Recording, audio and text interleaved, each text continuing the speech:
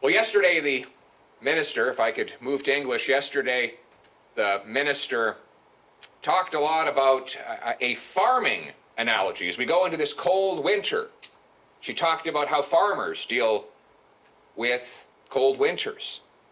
Well, I wish that she had thought about that 3 and 4 years ago, because farmers are good planners. They store away for the winter.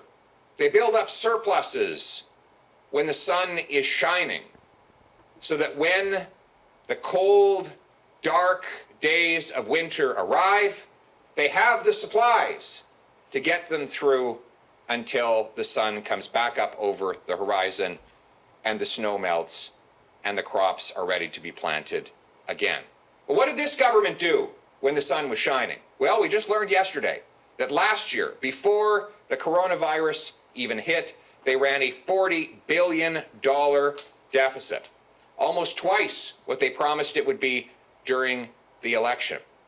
They ran this deficit, breaking their promise that they had made just months earlier, that the debt to GDP ratio would never go up, and they did all of that before the coronavirus even became a crisis in Canada. So in other words, they spent the cupboards bare before winter even arrived, leaving us with no supplies to keep us fed, no firewood to keep us warm, and now we are freezing in that cold farmhouse with nothing but hopes and aspirations that the winter will not be too severe. We have no reason to believe that that is the case, though, because, of course, the government was slow in procuring agreements to bring vaccines to Canada. And so we will be behind billions of other people around the world who will get the vaccines before us. One Ottawa professor even said that the Americans are procuring in 24 hours what it will take us until March to procure here in Canada. According to the Prime Minister, we're going to be behind other nations in receiving the pandemic. He says that it might not even happen. Until the fall. He says that the vaccine will be late here in Canada, later than in our competitor nations. A mistake that he made.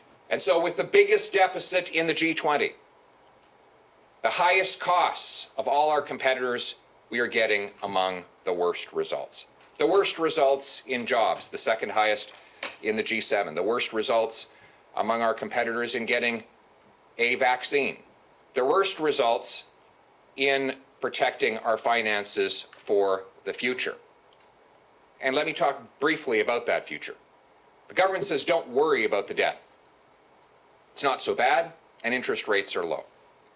Well, according to the numbers the government published yesterday, the deficit will reach as much as 56% of GDP by next year. In 1996, when we had a debt crisis, during which the government couldn't even raise debt on international markets, our debt to GDP ratio was 66%, only 10 points higher than it's projected to be next year. And we are moving very quickly to add more. We're not over the cliff yet, but the government is running quickly towards it.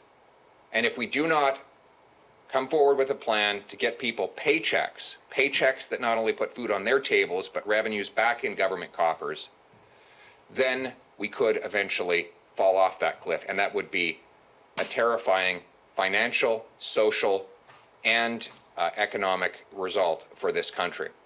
That's why Conservatives are putting forward plans to unleash the fierce power of our workforce, our 20 million Canadian workers. Let's get them back to work by quickly approving the $20 billion worth of resource projects that await federal sign-off. Let's approve the LNG project in Saguenay, $14 billion of steelworking jobs, of energy jobs, of long-term operational jobs in La Belle Province du Québec. Let's break down interprovincial trade barriers to allow commerce to flow across our country. Let's push our provinces to quickly approve the credentials of immigrants who come here with skills in the trades and the professions so they can earn great paychecks as well.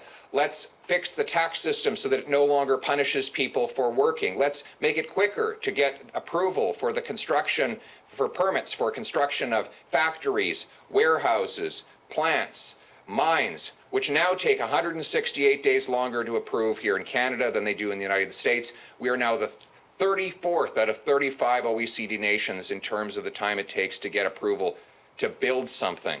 Let's be the fastest country in the world in which to get a permit to build things.